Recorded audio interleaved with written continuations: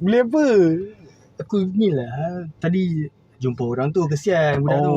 So singgah lah kejap. Yelah, sekarang pun dah dekat buka puasa kan, 2 lebih ni. So standby lah.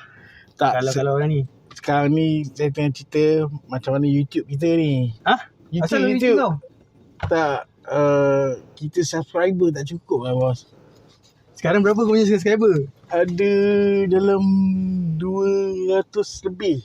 Betul lebih? Ya. Nah, konten korang tu. Ya ke? Ramai orang tengok. Kalau kita bagi giveaway duit raya boleh tak? Giveaway duit raya lah. Kau punya subscriber pun tak tinggi. Lagi naik lu subscriber kau. Okay. Ramai yang tengok video kau tu semua tak boleh tengok. Okay. Kita bagi giveaway duit raya. Kalau subscriber kita pergi 300. Macam mana? Okay, boleh. Alright, aku cabar korang. Okay.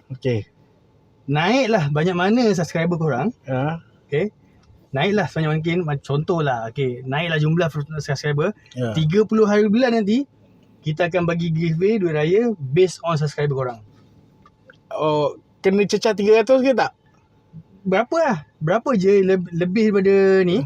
Contoh kalau 30 hari bulan adalah last day orang tengok anak bulan kan. So 30 hari bulan tu kita tengok subscriber berapa banyak subscriber yang yang ada, yang korang dah collect. Lepas tu baru kita tengok jumlah duit raya adalah jumlah subscriber korang.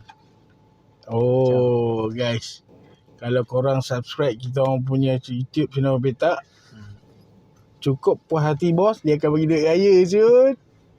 Tengoklah boleh ke? Okay. Kita sahut cabaran ni. Korang kena subscribe YouTube channel Petak. Tapi aku akan hantar duit raya by QR dekat last video. Kan menarik kan, nampak? Apa ni, tak singgung QR? Boleh. Tak singgung QR code. Okay. Dekat pada 30 hari bulan. Okay, kita akan upload QR code pada last video. Okay, untuk subscriber atau penonton semua, viewer semua, claim duit raya. Berapa ratus bos? Based on subscriber. Okay, guys. Sekejap tanya bos, beli apa ni bos? Janganlah. Stop.